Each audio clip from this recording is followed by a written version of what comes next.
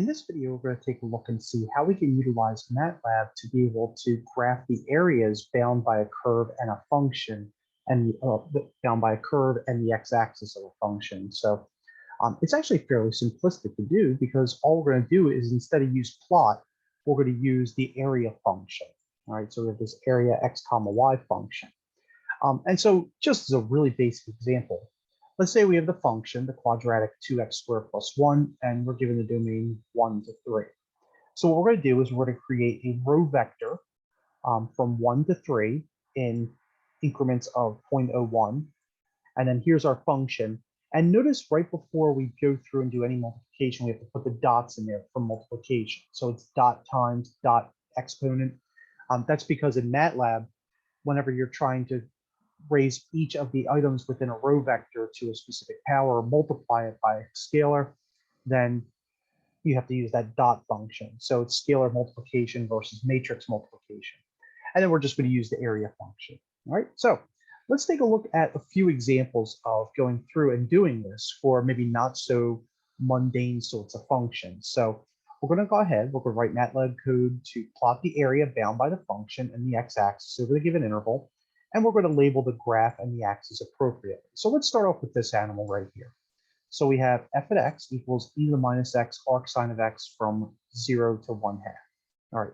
So first thing I'm going to do is I'm going to start a new script.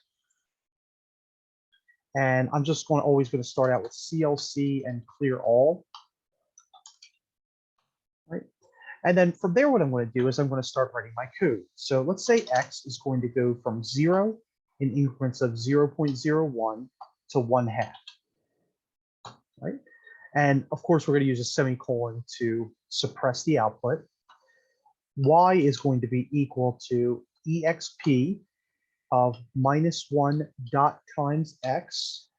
So that's e to the minus x plus a sine x. So that's your arc sine of x. And then we're going to type in area x comma y. Right. Now let's go ahead and run this just to see what happens with this. Whenever you run it, it's going to ask for the first time. You're going to have to save it. So I'm just going to save it as Untitled 3. So we save, and then here's our graph. All right, so that's our area bound by the graph. Here's our function. All right, so pretty cool that we can do that. Now, it also says to label the graph and axes appropriately. Okay, so what I'm going to do is I'm going to say title, and I'm going to say that this is going to be the plot or the area bound by function f of x equals exp minus x plus arc sine of x and the x-axis.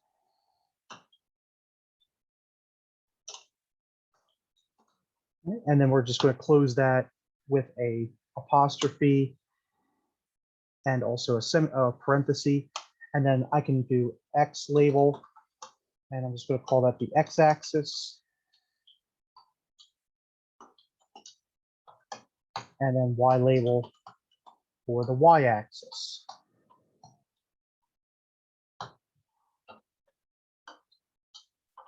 All right. And so let's go ahead and execute that. And it's going to be almost the same graph, except now we have a title in the graph, and then we have the labels of the axes. Okay, so pretty cool that we can do that. All right, and this is something that you probably did already whenever you're graphing your functions, and you can start to see like the partitions from the rectangles, etc. All right. Now the good news is, once I've coded this, then what I can do is I can just go ahead and copy and paste everything.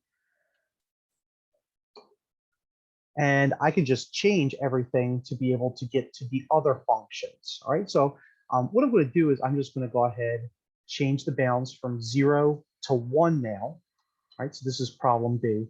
And if you want to, you could just say, this is problem 1B. This is problem 1A. All right. If you want to go ahead and put the comments in there. I'm going to change the function to ln of x. And remember, ln is actually log in MATLAB. That's log of x plus 1 plus we don't have a fourth root, so I'm just going to say x to the 1/4, like we were taking the derivative of it, plus 1/5 dot times x dot raised to the third power. All right. So again, anytime you have a multiplication with a row vector like this, make sure you use that multiplication. All right. We already have the xy, and then all I'm going to do is just cut and paste the function.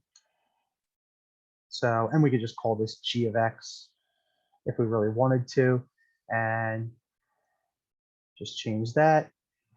Now I'm going to run this.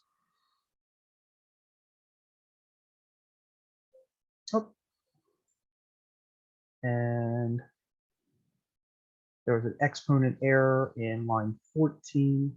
So right here, I forgot the dot. All right. So as I was saying, make sure you put the dot in there for exponentation. So let me run this again. All right, and here's our function. All right. We titled it out x-axis, y-axis. Now, one problem is that unfortunately, we don't necessarily have the graph of the function from the previous. Okay. So a way around that is we could just type the word figure.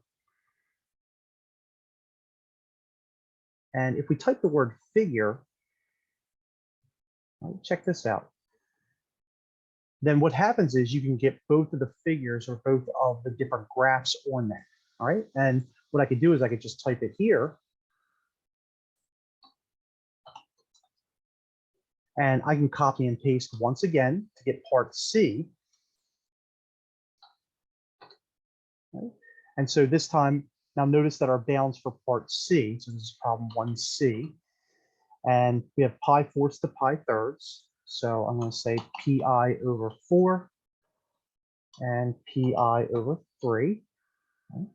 Our function is now going to be tan x plus sine x. So it's tan x plus sine x. We have the area xy function. Okay. We're just going to change this to h at x since it's the third function. And we can type tan x plus sine x. All right. And that should be it. That should give us all three of the graphs. Now I'm going to go ahead and run this. Right. And I didn't need the word figure, by the way, at the end here, just because we're done. So let me go ahead and get rid of this. All right, so let me run it one more time without that last figure. So on the last one, we're just going to let it execute. All right, so here's number 3. And then here's graph 2 and graph 1. All right, so pretty cool. And of course, if you want to, you can save these images. All right.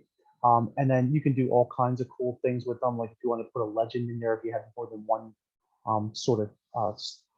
more than one graph or more than one plot on the same figure, then you can do it like that. All right. So pretty cool that Matlab is able to be able to graph the areas of molecules. Now, one of the things that we're going to look at in subsequent videos is what is the value of the area bound by the curve. And that's where we take care of definite integrals. So right now we're looking at it geometrically. And in our next video, we're going to look at the definite integral to be able to figure out specifically what that area is.